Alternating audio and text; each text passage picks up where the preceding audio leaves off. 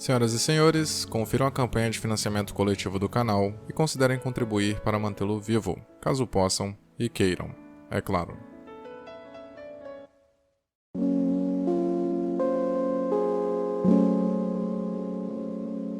Assim que foi anunciado que o caso Von Richthofen iria se transformar em um filme, na verdade não só um, mas que será contado em sessões alternadas nas mesmas salas, para poder abordar ambas as perspectivas, tanto da Suzane quanto do Daniel Cravinhos, começou a surgir uma espécie de debate, mais precisamente uma revolta seletiva diante da produção dessa obra. Isso porque as pessoas que ficaram contra a este filme, a ideia de se fazer um longa sobre uma mulher que planejou a sangue frio o assassinato dos próprios pais, era algo completamente inimaginável. Não existe motivo para você, teoricamente, dar espaço no entretenimento para uma figura como essa, a ponto de contar sua história de forma cinematográfica. E eu acho que nem preciso dizer que retratar a vida de alguém, de qualquer figura, de qualquer sujeito controverso, não é necessariamente idolatrá-lo, não é prestar uma homenagem a essa pessoa. Normalmente, obras que se propõem a expor o que personalidades polêmicas fizeram, seja filme, série ou qualquer outro meio de entretenimento, busca primordialmente atender a um fator documental. Não busca glamorizar, não busca romantizar, pelo menos acredito que não de forma voluntária. Se isso acontece é por questões dramáticas de narrativa. Muitas vezes é preciso maquiar o que realmente aconteceu para poder encaixar na narrativa, para poder parecer uma história com sentido e que tenha apelo com o público. Mas na maioria dos casos, e é lógico que depende muito da proposta e da premissa da obra, a ideia é ser quase que restritamente documental, abordar de maneira muito precisa a série de eventos que originou o fatídico fenômeno. No caso de A Menina que Matou os Pais, nome do drama psicológico que vai narrar o julgamento de Suzane Von Richthofen e Daniel Cravinhos, que são réus confessos do assassinato dos pais de Suzane, o diretor, Maurício Essa, afirmou que a ideia é narrar o processo de forma muito fiel ao que verdadeiramente aconteceu, tanto que a ideia de apresentar as duas versões, tanto do Daniel Cravinhos quanto da Suzane, segundo ele, é a forma mais precisa de ser, não exatamente imparcial, mas pelo menos justo, com a falta de unanimidade. Afinal, como trata-se de versões diferentes, não existe uma verdade absoluta. É o mesmo caso, com versões que chegam ao mesmo final, mas com justificativas, motivações e características diferentes. E pensando a respeito dessa revolta seletiva diante do filme que retrata uma mulher que a sangue frio planejou a morte dos pais, eu fiquei imaginando se isso acontece e essa revolta também é direcionada a outras obras, em especial de Hollywood ou estrangeiras. Como exemplo recente, a gente pode citar o filme do Ted Bundy, que inclusive também foi alvo de algumas críticas, temos que ser justo, mas aparentemente um pouco mais brandas, se formos comparar com o caso do filme A Menina que Matou os Pais. E no caso do assassino do serial killer Ted Bundy, de fato existe uma forte glamorização da sua persona, dessa figura, desse personagem serial killer, de tal modo que a fascinação por ele até se compara à fascinação que ele provocava em suas vítimas. Lógico que dadas devidas proporções, obviamente, mas no sentido dele conseguir despertar um fascínio tamanho que faz com que fã-clubes surjam, por exemplo. E no caso da Suzane Von Richthofen, existe também, apesar de parecer muito mais satírico do que real, existem alguns perfis que você encontra em redes sociais que visam homenageá-la de alguma forma, de idolatrar essa figura tão controversa. E muitos dos argumentos direcionados a quem critica ou ficou revoltado com o filme de um dos casos mais polêmicos da história do Brasil é que quando se trata de uma documentação,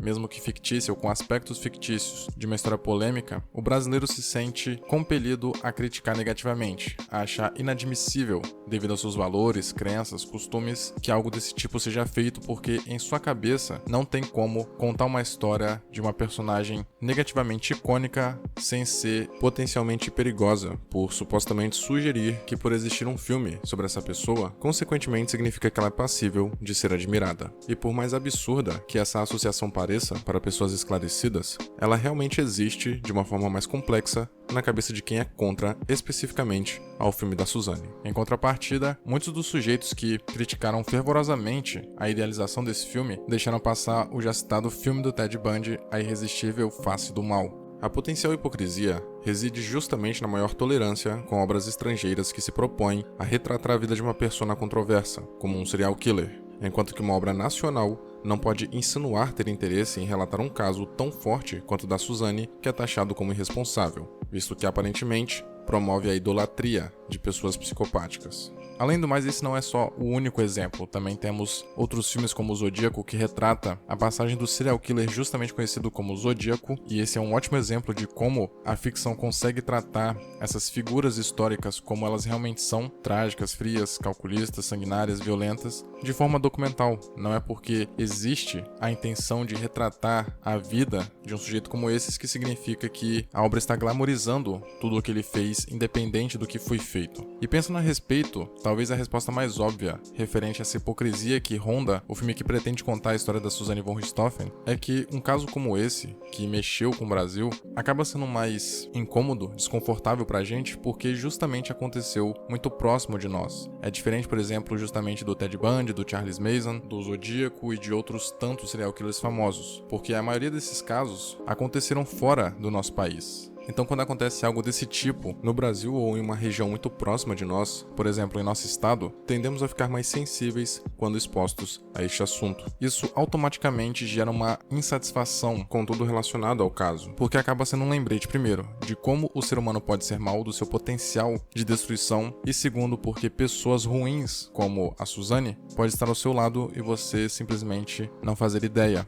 E é curioso porque a gente tende a acreditar, mesmo que por um momento, mesmo que você já tenha certa noção sobre esses conceitos e aspectos complexos que cercam o ser humano, de que um psicopata, um serial killer, ele é um sujeito extremamente alheio à realidade. Que ele é uma figura quase extraterrestre, que não pertence a esse mundo, que é uma espécie diferente de ser humano, tão doente que não pode ao menos ser associado à definição de indivíduo. Porque quando a gente tem conhecimento sobre o que esses seres humanos são capazes, a gente sente tanto repúdio, tanta repulsa, que a nossa defesa é afastá-los o máximo do conceito de ser humano, visto que a ideia que a gente tem da nossa própria espécie é de que ser humano está associado a emoções positivas, como a compaixão, a empatia, quando na verdade isso é simplesmente uma forma de ignorar todo o potencial novamente destrutivo do indivíduo. As pessoas, o ser humano é capaz de atos terríveis. E o surgimento dessas pessoas, desses serial killers e psicopatas, é a prova irrefutável disso. E não adianta tentar tapar o sol com a peneira porque eles existem,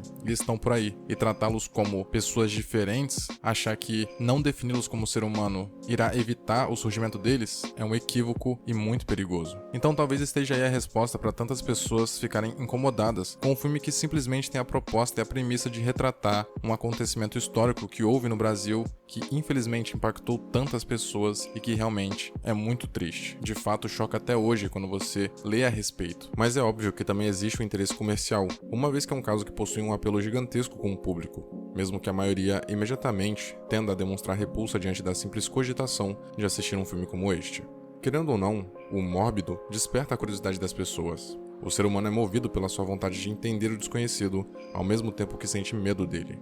Então, por mais que o caso Suzanne von Richthofen seja tido corretamente como hediondo, as pessoas que se sentem curiosas para assisti-lo não podem admitir isso porque não estão prontas para admitirem que são teoricamente sádicas, ou que simplesmente sentem curiosidade pelo anormal. Claro que é uma generalização, mas explica muitos dos casos de revolta seletiva. E para quem não tem conhecimento, em 1999 a Suzanne von Richthofen conheceu o tal Daniel Cravinhos e rapidamente desenvolveram um relacionamento. Mas os pais da Suzanne se sentiam incomodados, mas tentavam não se abalar porque imaginavam que seria algo passageiro. Porém, assim que perceberam a má influência do rapaz, evidente devido ao comportamento obsessivo de Daniel e pelo fato da Suzanne ter começado a se drogar, o Manfred e Marisia, os pais da moça, proibiram o namoro em maio de 2002. Dessa forma, na madrugada de 31 de outubro, Suzanne guiou Daniel e o cunhado Christian ao quarto dos pais, acendeu a luz e ficou na biblioteca da casa, enquanto os irmãos Cravinhos atacaram o casal com barras de ferro. Marisia resistiu, mas foi sufocada com uma toalha, e o revólver de Manfred foi colocado ao lado de seu corpo. Em seguida, Suzanne ajudou a recolher as barras ensanguentadas e, a sangue frio, espalhou documentos pelo quarto e levou uma quantia em dinheiro que se encontrava em uma bala. Em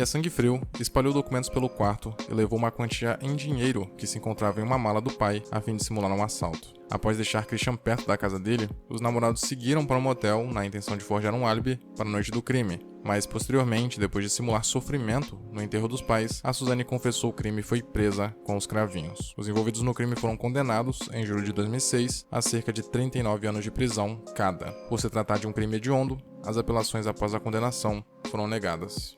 Talvez em um mundo perfeito, ideal, não existam filmes sobre serial killers, porque o público não se sentirá mais atraído por esse tipo de entretenimento. Se um dia o fascínio por essas criaturas desaparecer, o que me parece improvável, uma crítica à existência dessas obras em um cenário utópico como esse vai ser verdadeiramente relevante. Mas enquanto isso, histórias sobre criminosos vão e devem continuar existindo, não só pela liberdade inerente à arte, mas para relatar de forma mais criativa uma cadeia de eventos, bem como para escancarar o que existe na sociedade e humanizar indivíduos que são vistos erroneamente como monstros. E isso não precisa ser necessariamente um fator de reflexão. Não tem nada de errado em servir apenas como diversão. Claro que isso empobrece a obra diante de uma análise mais profunda, mas como ficção, um filme, por exemplo, além de não ter obrigatoriedade nenhuma com a veracidade dos fatos, deve ter a liberdade de fazer o necessário para prender a atenção da audiência. E se a audiência quer ver casos reais, que chocam pela frieza do crime em tela, inevitavelmente vai ter gente para fazer isso, ou para criar essa necessidade.